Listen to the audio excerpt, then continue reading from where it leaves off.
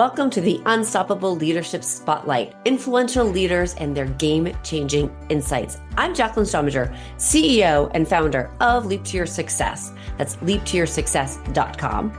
We help entrepreneurs, leaders, and CEOs grow their business, become unstoppable high achievers in their careers and life, gaining that 1% edge. We believe every professional has the power within them to leap to their greatest success that not only will impact their life, but the lives of the people they touch. So stick around to the end of the show and we will share with you how you can be our next guest. So stick around for those 15 to 20 minutes and let's be unstoppable.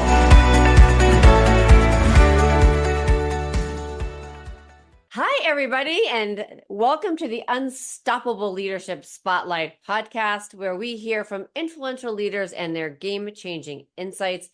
I'm Jaclyn Strominger, your host, and today I want to welcome our amazing guest, Marc Fishman. Marc is the Director of Marketing for Cornerstone Media Group by day, and by night, he is a comic book writer and drawer, or I would say illustrator. I guess that's a better way to put it. And as you can probably imagine, anybody who is in this type of position has amazing leadership insights and skills. So we can't wait to hear from you. So Marc, why don't you tell us a little bit about yourself, how you got here, and welcome to the show. Thank you for having me. Yeah, I don't know how to top that intro, but effectively my 20 plus year career has been a slow journey from, as I like to put it, from pixel pusher to people persuader.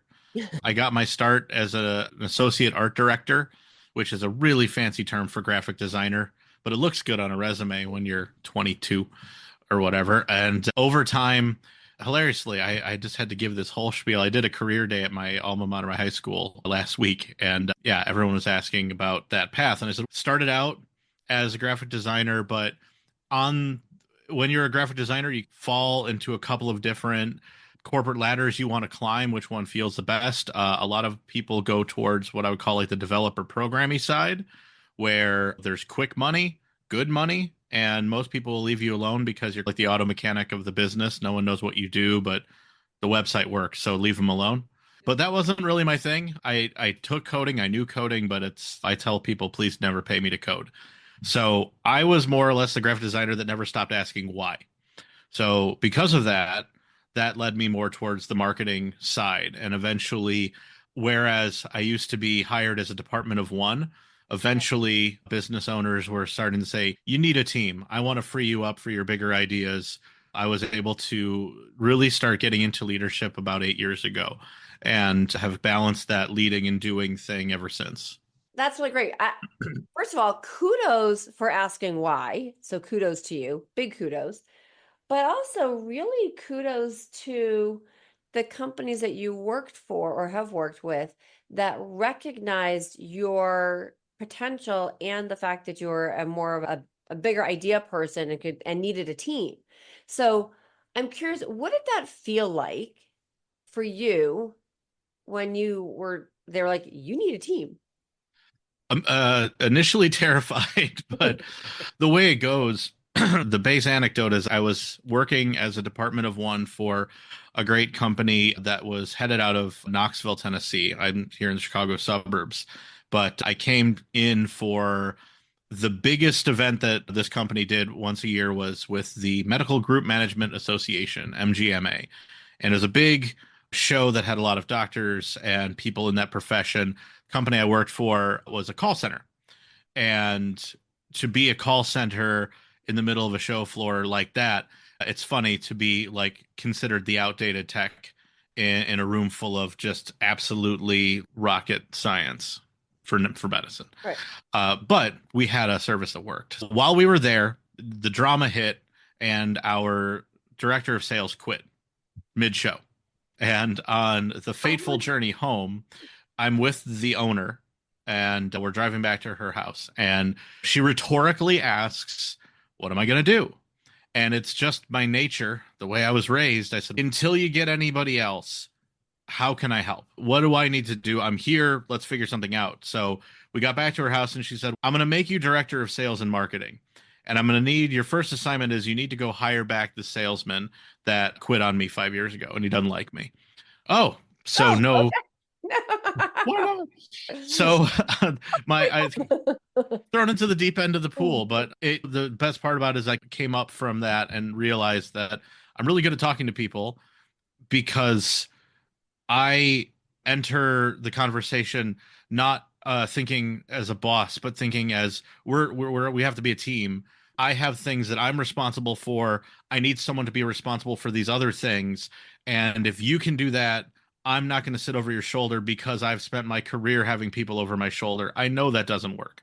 From the onset of building my team, both having to deal with salesmen and the marketers. Now, luckily for me, my marketing team initially were two people that I've known since high school that serendipitously were looking for jobs when I was hiring. So the rapport there was already pre-built, and it was particularly lopsided in the right way in that they beat me up all the time and I could just take it.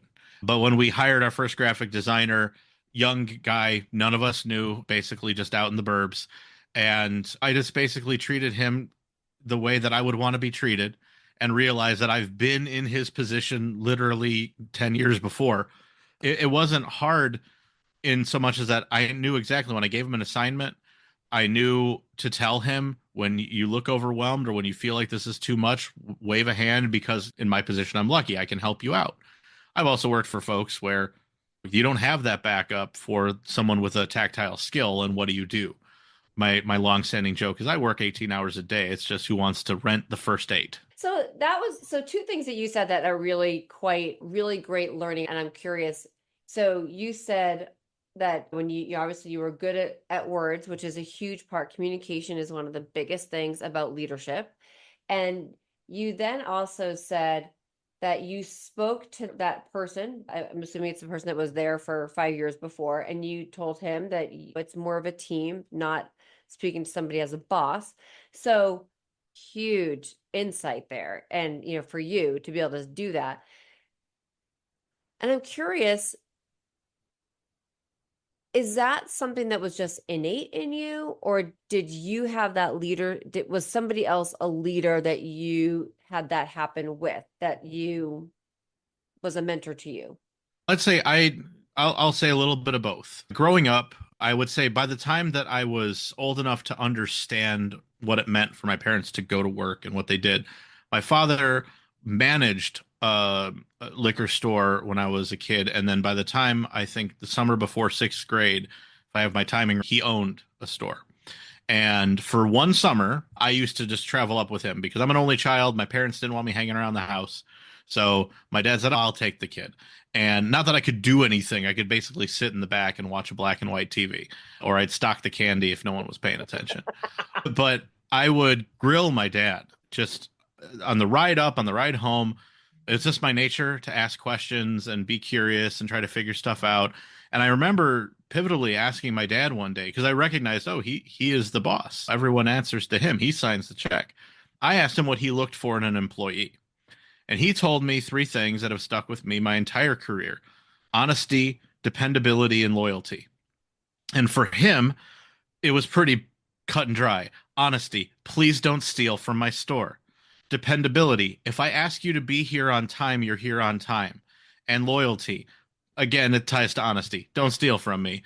But in all honesty, the loyalty side of it was more or less just a common sense thing. And I kept those three things in mind and told myself when I get to be a professional, whenever that is, I'm going to be those three things to other people. Early in my career, I worked with a couple of micromanagers, the guys who would literally sit over my shoulder and move it left, move it a little bit more, move it a little bit more. Now, what do you think? And you turn to them and say, I think when I showed it to you the first time, I liked it, but if you're happy, I'm happy. And they never liked that answer. And I would say that I bounced in between micromanagers to what I would call like beleaguered owners that couldn't manage me, but also couldn't manage me because they were putting out fires forever. And I would say, as an eventuality, and I'll call her out by name, my boss, Tracia, who I met at a company that we were working for at the time, they're now since they sold off to a competitor, but working for Tracia was the first time I had like an actual direct supervisor that wasn't the boss. like the owner. She was definitely middle management to manage the marketing team. And I saw the way that she managed a team because she herself was not a pixel pusher. She was not a copywriter. She was just a boss. And chip on my shoulder me was like, come on, what kind of job is that? And then I watched it happen in front of me. I'm like, oh, I understand now what it means to be a leader. She got the team ready every morning. She checked in with us throughout the day. She offered her constructive criticism, and she also helped us navigate the waters upstream when we had to deliver stuff. Me personally, since I was the artist there, I had a lot of stuff that had to go right to our big boss, and she was super picky. So Tracia would help me navigate those waters often. And I worked there. I'd say I stayed there longer because Tracia was such an amazing boss. I felt bad having to leave when I did, but it was a good move at the time. And even she saw it, and we've remained friends ever since. So I keep that in mind, like what my dad taught me versus what I saw.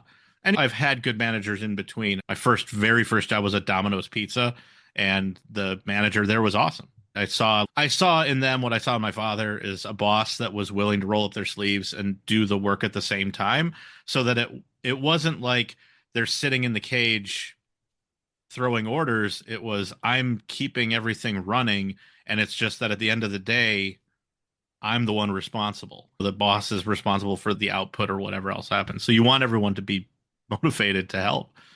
Right. That seems it's to have that boss that is out there doing the work with you. So they're not just barking orders at you. You get to see like they're here too in the trenches doing the work because they know it's important. And so it's so great to hear your experience working in corporate. It's you obviously you've taken the good, you've taken the bad, and you've made it really good for you. And you've taken those parts.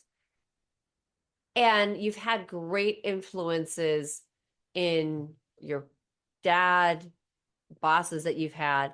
So if you're thinking when you're thinking about this and you're thinking about as a leader now, how do you share and integrate your purpose and vision into your leadership and with your team? I like to create a dialogue. Everyone has an equal opinion at the table, so long as everyone understands that if I'm in a leadership position, that whatever is decided on means that, oh, I'm the first one to get my back patted, and I'm also the first one to take the smack in the face. So if I get to ideate with a team, come up with an idea or whatever it might be, then we sit down as equals. Everyone contributes. There's no bad ideas in a brainstorm, that kind of thing. And as we hone into the idea, whatever it might be, they know that they can trust me to walk that up the mountain and to defend it and understand I represent a team. We talk as a team, and it's never about an individual contribution. I know, like my boss, when I had my first job as director of sales and marketing, was constantly after me with who said that, who did that, who did this, and I was always quick to defend and be like, it doesn't matter. Let's just worry about, hey, if the salesman plural didn't hit their numbers, which one didn't do it? None of us did it. It's not, if there was, I told her often, if there's an individual issue, I will absolutely bring it. But if I sit and see from my vantage point that it's a team error or we didn't have the tools ready, we'll say that instead. The only time I'm really iffy on that is, again, I'm an artist at heart. So if there's like a design question and I got an underling saying, no, it should be orange, and I say it's red, it's probably going to be red. But at least I'm quick to tell them when something like that happens, hey, I respect your opinion. It's going to be this other thing. And when you're sitting in my seat, you can do the same. There's a couple things that you just said there that I think are so really important. Number one, respect and sharing and letting people know. That's really big. So kudos, really big kudos to you. And then I love how you take that big equal team partner approach and not, it's something that not a lot of leaders do. So if I were to call it out, I would say one of your game-changing insights is making sure that you're using that team, which I call it's the acronym, which is Together Everyone Achieves More approach to your leadership style. how do you think your team reacts? Like when if you're thinking about how you are as a leader and leaders that you've had, if you could go back and say anything to anybody, what tip would you give them? To some of the micromanagers that I've had in the past, I would probably just tell them a little bit goes a long way. That nitpicking to nitpick or to feel like you have to give feedback or else you're not doing your job isn't always going to be the case. The reason why I ended up in leadership in the first place is because I didn't stop to, I asked why, but the reason typically was a matter of the function of whatever we were doing. If I was working on a website and they said, make me a graphic to sell this guitar, and the first job I had in the professional world out here in Chicago was with a music retailer. Hey, make me a logo for this guitar, make me a thing for this guitar. Okay. And then here I am with the micromanager, move it left. And at some point you have to turn around and be like, at what point did the customer stop caring about where this logo ended up? Does it communicate effectively what we need to say? Are we spending too much time and energy and resources on perfecting something that at the end of the day is not going to move the bottom line? Those are the big picture questions that if I could go back, I would tell leaders that need that hand up. And it's cool because I've seen in several cases, micromanagers of me have gone on to become amazing leaders in their own right. And maybe it's because they rode their underlings hard and then realized their aha moments, like, I don't need to do this. I'd really hope for that. Yeah, right.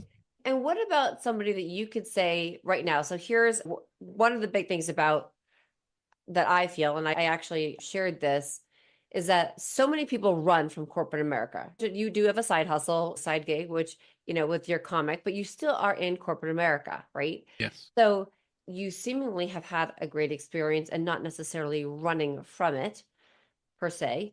So what would you say to people who are in that running mode? Oh God, I want to get out of corporate America. What leadership tip would you give them to maybe flip that switch? Learn to manage up first and foremost. If look at the reasons why you want to run away, for sure. If it's and I, it's hard to speak from this perspective to say I don't know many people who escape corporate America to earn more money. And if you are in a position to do that, or the world is freer in nature, I'm never going to stop anybody because that's one more slot for me. But I'd say I have 4 kids. If they ever get to a point where they're asking me this question, I'd be saying the same thing to them. Manage up, look at the larger picture. If you're truly unhappy, you'll understand why you're truly unhappy. And if there's no foothold or if there's no handhold for you up that mountain, this is what happened when I worked with Tracia. She and I could see it together. Like I could work as hard as I want to there, but there was nowhere else for me to climb. So if I wasn't happy exactly where I was, then I needed to look for a different mountain where there was more of that ahead of me. And the job I took out of that job was with the largest company I've ever worked for in my career and will never work for a place that big again. And I learned when I got to that spot, hilariously, I worked in a place so large that part of what we did was attend quarterly meetings to determine the projects that we would work on. And I had to pitch the job they hired me for. I was hired as the app guy, make us apps. That was my job. And I had to stand in front of a room in the group and be like, I think we should make an app. And be like, okay, we'll get to that. And I'm like, okay, I don't know what I'm supposed to do now, but it still paid me. It was great. But I realized, okay, there may be corporations or spots where it's too big. So yeah, I would look at that. There is a fine line. Thanks to TikTok, there's actually some really great HR TikToks about managing up and being able to defend yourself and to do it in a respectful, appropriate way. Um, and at the end of the day, corporate or not, everyone's a person. Just realize that structure is one thing, but everyone's human. So is your boss. And I don't know any boss, honestly, at 501 that really cares about your coming and going. They care about when they get back in at 9 o'clock that you're on your Zoom or you're doing your work and every other thing that they're worried about. It's for a good reason. I don't want to sidetrack it too much, but I'll say I hold a leadership position in my comic book company in so much as that there's three of us, but the other two guys look at me and say, yeah, you just, but one of them, and they're both my best friends of 30 years. He works for a big company right now and has for 20 years. And he's a stick it out guy. More credit to him. I couldn't do it. He was venting to us yesterday on the chat that his boss was ribbing him, but not like in a ha way, but like poking him because he dares to take his full hour lunch and a half hour break. He still puts in his full 8 hours. He still meets every number he's supposed to, but he has to cart his kids around in the middle of the day. He's got a youngster who has like a daycare thing. Yeah. And the irony is that his boss knows that a half an hour of his hour lunch is carting his daughter. So he gets home in time enough to slap a sandwich together before he's working through. And his boss is still, every time he talks to him, he has to mention, by the way, you're the only team member who does this.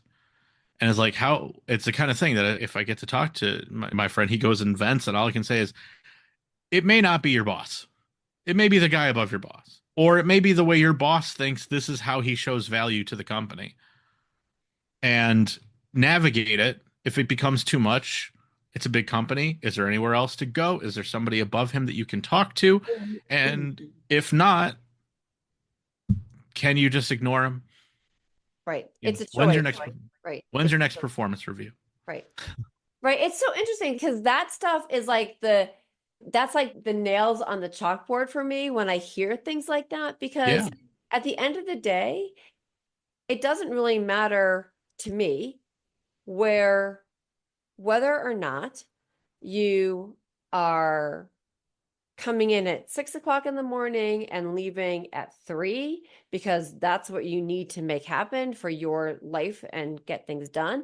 But if you get your numbers done, celebrate the person. I would think the boss should say the other way around. Hey guys, guess what? Your friend's name. Look how awesome he is because he's able to make his numbers, and look what he's doing during his lunch hour. He's being a responsible parent. I would be like, kudos to your friend. Lift him up, not poke. And that's where I'm obviously we're on that same page. It's, I would say to your friend as that leader, the coach in me would be like, how much do you want to take of that? Or can you go to your leader and say, and make sure you're aligned with the same vision, or maybe there's a spot somewhere with else within the company if it's big. it is. And I said respectfully, like I said, look for the why, figure out like Yeah. where this is coming from. Because depending, if he's in a time sensitive, like order taking, processing kind of thing, if him utilizing the time the way he's doing is somehow causing another team member to have problems or whatever, there might be ways around it or whatever. But yeah, like I'm very lucky at Cornerstone. How I know that I'm working for what will likely be the best boss, the only boss I ever need going forward, is he and I have already had that conversation when I was brought in. He said, look, you're an adult and I'm an adult. Cornerstone is centered in Atlanta, so they're on East Coast time. And he's, look, I know you got your kids in the morning, you've got commitments, you got things going. I don't care. I'm talking to you at 10:30. Right. It is the middle of my workday. I have plenty of things that we've gone back Right. and forth and we're working on, and he knows. And he's like, "Look, I know the work's getting done. He's like, if nothing else, in our interactions, every time he and I have played catch up, he's like, you're exhausting me. Stop it.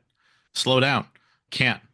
It's not that's not the way I work. But yeah, it is. It's something common. I think the world changed at the pandemic. Everybody, businesses recognize that hey, we can operate and remote work is not a benefit or a privilege. It's just a matter of trust. Right. And if you have the right ways to track things as leaders, it's so much easier. People are in their own environments doing what you need to do. All you have to worry about is crossing the finish line when you say you will. Yeah. No, that's great. And you've got a great person that you're working with. Yeah. So I'm curious, what legacy do you want to leave as a leader, and how do you ensure you're creating that legacy in your daily actions? Hard to not be selfish and say, I just want people to regard me as being someone they like to work with and work for. In the past, with those folks that have served under me, I want them to think of me positively the way I think of Tracia or anybody else that I've worked for that I like. And as far as legacy goes, I hope that they pick up what I was putting down, and when it's their turn to lead, they do the same thing. A favorite anecdote of mine, cartoon when I was in middle school. It was a Transformers, but not the one with Optimus Prime, but whatever. But the version of Optimus in this particular cartoon, it stuck with me. There's an episode where one of the team members is being insubordinate throughout the episode. Every time there's some kind of fight, he's doing something that he's not supposed to, and they get hurt because of it. And he questions the leadership of his Optimus. And that Optimus looks him square in the eye. It's the point of the episode. He says, "I would never give an order I wasn't willing to take myself." And even as a kid, I'm like, "Oh, okay, yeah, no, that hits. I understand what that means. I don't give an assignment that I am not fully taking responsibility for.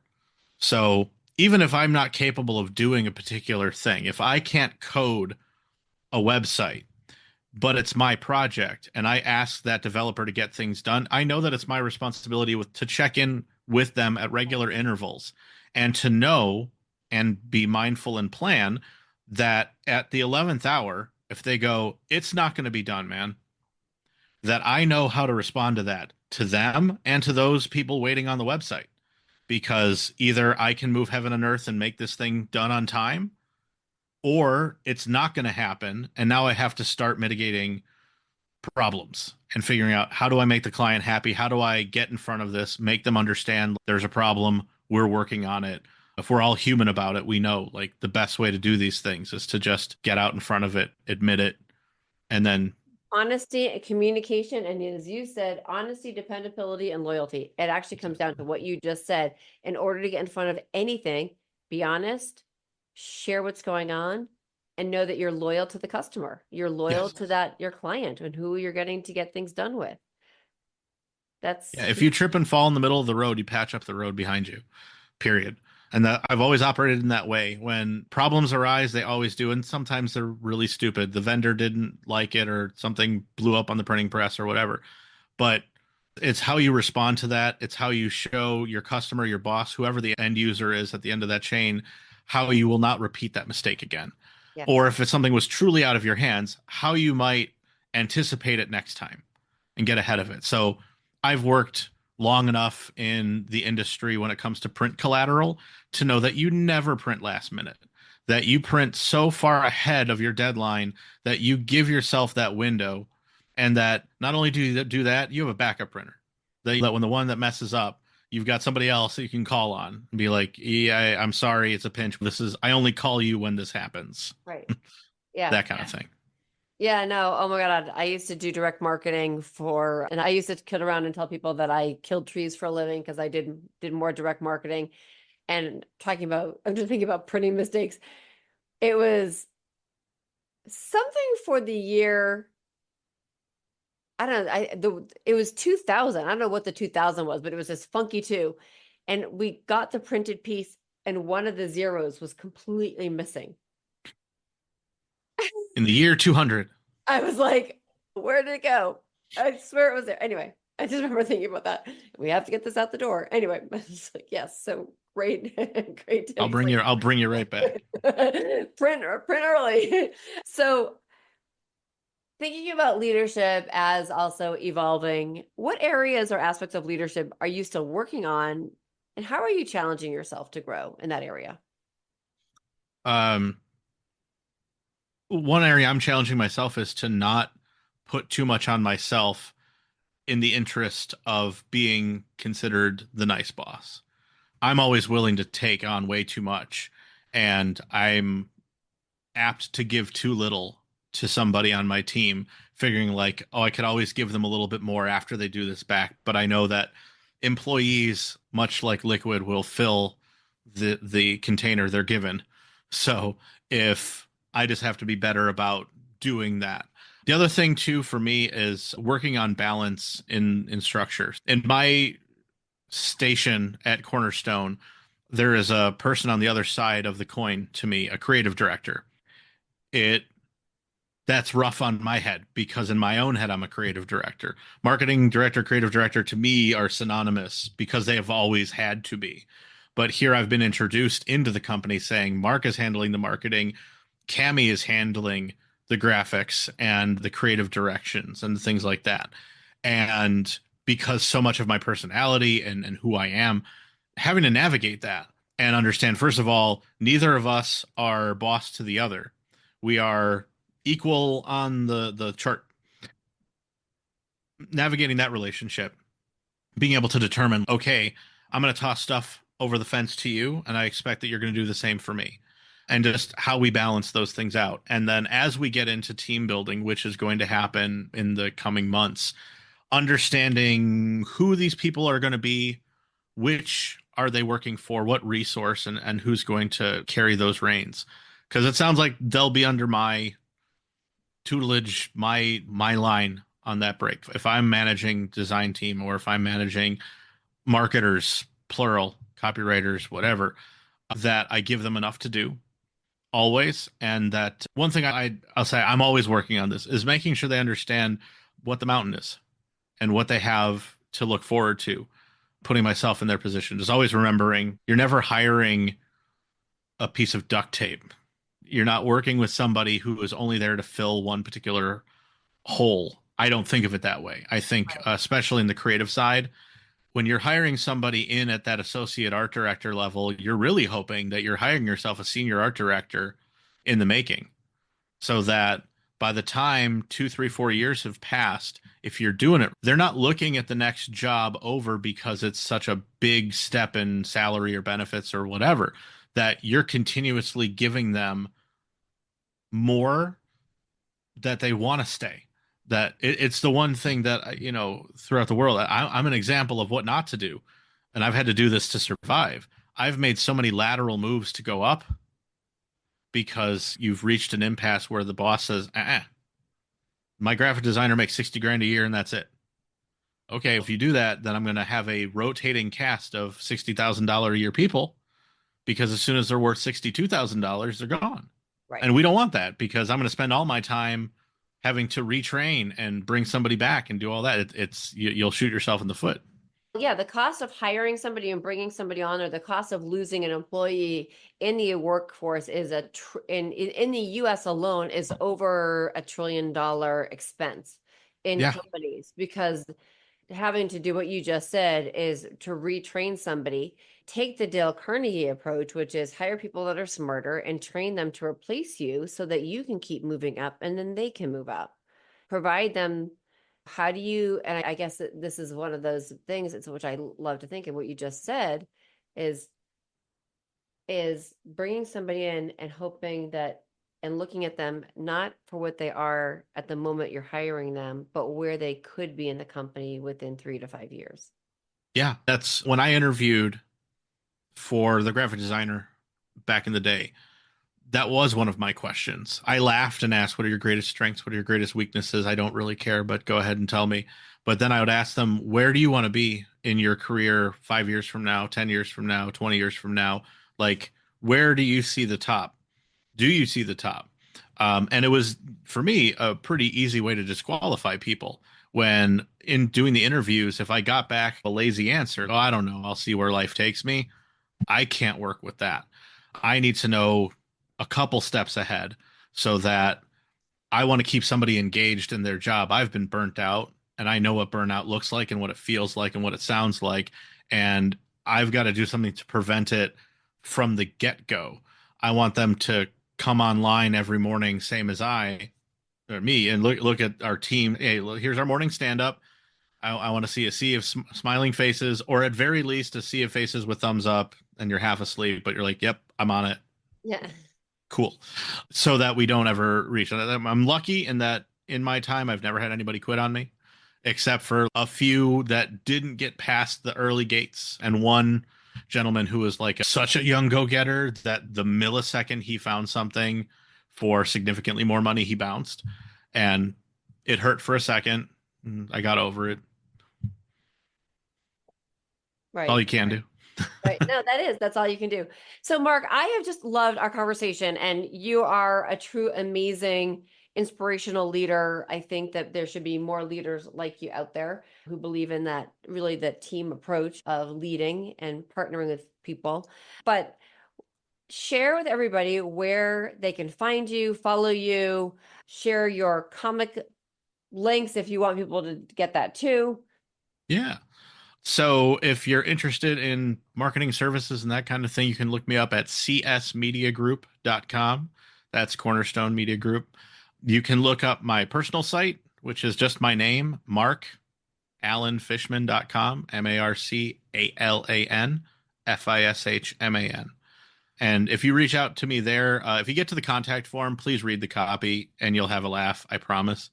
And then if you are interested in comic books, my company's called Unshaven Comics for reasons you could probably see. And you can look us up anywhere. Just search Unshaven Comics. We are the ones that come up. We are an all ages comic book company, by the way. So if you have kids, the books we sell, they're going to like them. And if you're older than a kid, trust me, you're still going to like them too. Yes. And I should say, we're very excited about that. Next month, we are unveiling our first video game. Oh my God, that is going to be fantastic. You're going to have to let me know so I can share that out to everybody. Oh, trust me. When I have the go-ahead from the developers, it's a ticker tape parade that's just marching from one end of the country to the other. Oh my God, that's great. Congratulations. Marc, I truly appreciate you hopping on, sharing your insights, truly inspirational. And listeners, please take a good listen to this. Take Marc's advice. If you can bring some nuggets back to your leadership and to your leadership style, that's what we're here. We would love to change the way the world leads, one person and one leader at a time. So I appreciate you, and thank you for listening to the Unstoppable Leadership Spotlight podcast.